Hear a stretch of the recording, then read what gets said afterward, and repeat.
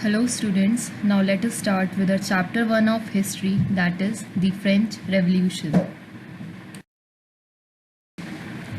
Now the topics covered in this module are: first part, the introduction I will give, causes of French Revolution, all the three causes I will discuss, growing middle class, philosophers and their contribution in revolution, and the outbreak of the revolution. Now let us start with the introduction of the chapter. Now French Revolution started in which year? That is 1789. This revolution, which was led by the middle class, that shaken the upper classes. The people, they revolted against the cruel regime of the monarchy rule. Monarchy, that is the king and queen rule. The revolution began on 14 July 1789. Very important for you students. In history, the dates are very important. With the storming of the fortress prison, that is the Bastille. Now the Bastille, the fortress prison, was hated by all because it stood for the despotic power of the king. Why Bastille was hated by all? Just because this particular prison, it stood for the despotic, the dominant power of the king. And the fortress was demolished and its stone and fragments were sold in the markets to all those who wished to keep a souvenir of its destruction. Now afterwards, at the end of this part, you will come to know that why people attacked the Bastille. Now let us discuss about the causes of French Revolution. First thing is, that is the social cause. French society during the late 18th century. The term old regime is usually used to describe the society and institutions of France before 1789. Now the society was divided into three estates: the first estate, second estate and the third estate. Now let us discuss about all these three estates. Now all the three estates discussed here are as follows. Now first thing is that the first estate. Clergy. Clergy means what? The group of persons involved in church matters. It could be father. And they were exempted to pay taxes and thus enjoyed privileges by birth. They are not allowed to pay taxes, as well as they used to enjoy each and every privilege given to them by birth. What about the second estate now? They comprise of the nobility, the nobles. Nobles means what? The people, the royal people, the king and queen. Person who have high rank in state administration, and they were also exempted to pay taxes and enjoys privileges given to them by birth. Now what about the third estate? It comprises of big businessmen, merchants, court officials, lawyers, peasants and artisans, landless laborers, servants, etc. They had to pay taxes. Now what about the third estate? They have to pay taxes. And two types of taxes they are paying to the first and second estate. Direct tax, that is called as taille, and indirect taxes which were charged on articles of everyday consumption like salt or tobacco. Second one is the tithe. Now let me just tell you about tithe. A tax called tithe. It was also collected by the church from the peasants. Now this particular kind of tax known as tithe is collected by the church. Clergy and nobility, they were 10% of the population but possessed 60% of the lands. Now third estate was 90% of the population but possessed 40% of the lands. This is what happening among all these three estates. Second cause is, that is the economic cause, also known as subsistence crisis. Now the population of France rose from about 23 million in 1715 to 28 million in 1789. Now just because of the population increase, it also increased the demand for the food grains. However, production could not keep pace with the demand, which ultimately increased the prices of the food grains. Now most of the workers work as laborers in the workshops and they didn't see increase in their wages.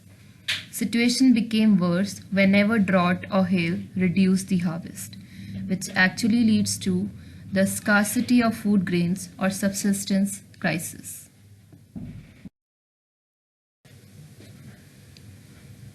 Now, what are the political causes? Louis XVI came into power in 1774 and found empty treasury. The long years of war had drained the financial resources of the France as well. Now, under Louis XVI, who was actually the king at that time of France, helped the 13 American colonies to gain their independence from the common enemy. And Britain, which added more than $1 billion livres to a debt that had already risen to more than 2 billion livres. Now, extravagant court at the immense palace of Versailles also cost a lot. Now, to meet its regular expenses such as the cost of maintaining an army, the court, running the government offices or universities, the state was forced to increase the taxes. Now, these are the political causes. Growing middle classes. The 18th century withstood the emergence of social groups termed the middle class. This class was educated and believed that no group in society should be privileged by birth. They are very liberal in their thinking. They were inspired by the ideas put forward by the various philosophers and became a matter of talk intensively for these classes in slogans or in coffee houses. Now, the American Constitution and its guarantee of individual rights was an important example for political thinkers in France.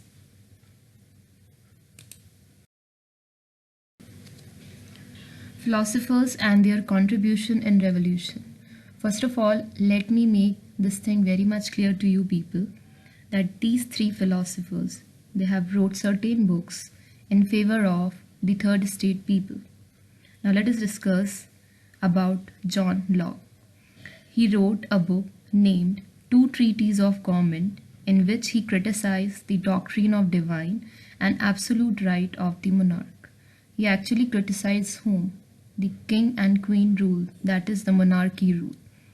Jean-Jacques Rousseau, he wrote a book named Social Contract in which he proposed a form of government based on a social contract between people and their representatives.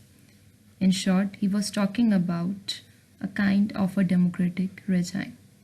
Montaigne written a book named The Spirit of Laws, in which he proposed a division of power within government between the legislative, the executive, and the judiciary. So in short,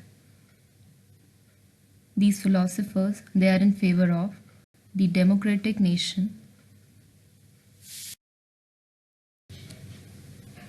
The outbreak of the revolution. Louis XVI called an assembly of the States General to pass his proposals to increase the taxes on 5th May 1789. The first and second estates sent 300 representatives each, who were seated in rows facing each other on two sides. Now let me make you very much clear. The first and second estate people, they have sent how many representatives? 300 each, means 300 from the first estate and 300 from the second estate. While 600 members of the third estate had to stand at the back. Now how many members of the third estate? 600. The third estate was represented by its more prosperous and educated members. Now they are very liberal in their thinking. The artisans are there, the peasants were there, the women, they were denied entry to the assembly. Now what all people, they are actually not allowed to attend the assembly were the peasants, the artisans and the women of the third estate. Voting in the States General in the past had been conducted according to the principle that each state had one vote and same practice to be continued this time. Now this is very much clear to you that voting rights as per the state general was given to each and every state like this, that the state should have one vote one value.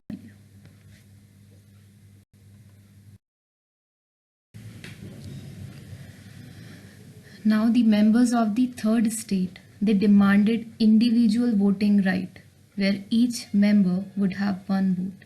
But as per Louis XVI, he decided that each state should have one vote, one value. That is a disadvantage for the third estate people. Now, after rejection of this proposal by the king, he don't want the third estate people to give any voting rights or each individual voting right. Members of the third estate, in response to the king, they walked out of the assembly in protest. On 20th June, the representatives of the third estate assembled in the hall and voted to draft a constitution for France. Now they demanded what? That France should have democracy. Mirabeau, a noble, and Abbasius, a priest, led the third estate. Severe winter destroyed the food crops also at that time. So basically, France was facing a subsistence crisis.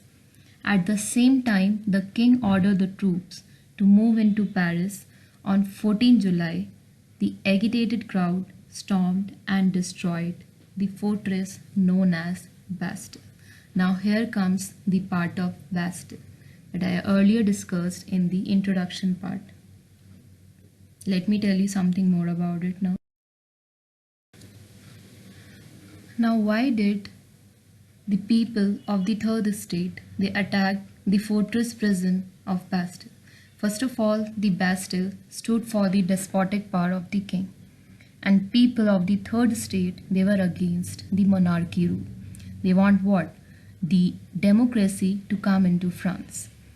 Meanwhile, in the countryside, some rumors spread from village to village that the lords of the manor were on their way to destroy the ripe crops through their hired gangs.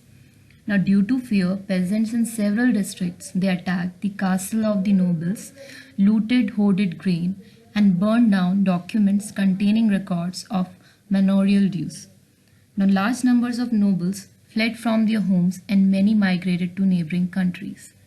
Louis XVI finally recognized that it's time the National Assembly should be accepted and the Constitution should be accepted in France. On 4th August 1789, France passed the law for abolishing the feudal system of obligations and taxes. This ends up with the outbreak of the revolution and part 1 of history, that is the French Revolution. Hope so this PPT will be helpful for you. Have a nice day.